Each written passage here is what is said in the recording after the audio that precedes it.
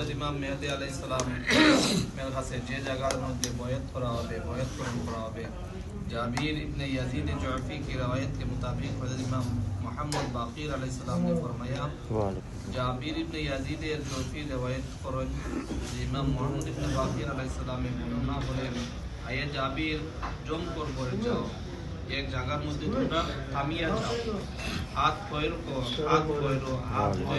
बढ़ाओ, हरकत ना दो, तुम रसरा करियो ना, यहाँ तो कि वो आलामती देखो इसका मैं तस्वीर कर रहा हूँ।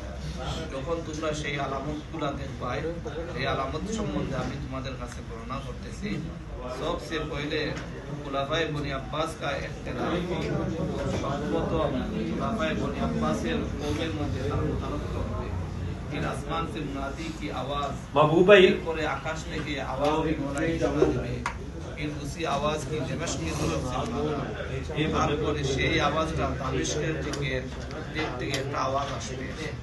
आए जाबिर उस साल जमीन पर लोगों के दरमियान बहुत ज्यादा इख्तिलाफ होगा। देखने इख्तिलाफात मौजूदा कितने इख्तिलाफात हैं वो बता दीजिए। যে বছর ইমাম মেহেদী আলাইহিস সালাম দুনিয়াতে আগমন করবেন, সেই বছর জমিনের মধ্যে দুনিয়ার মধ্যে ভিন্ন ভাবে প্রতারিত হবে।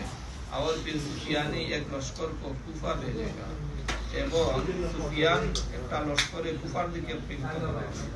ऐसी हालत में खुरासान की जानिब से सियाब परचम बरदार एक गरुआ नमूदार होगा।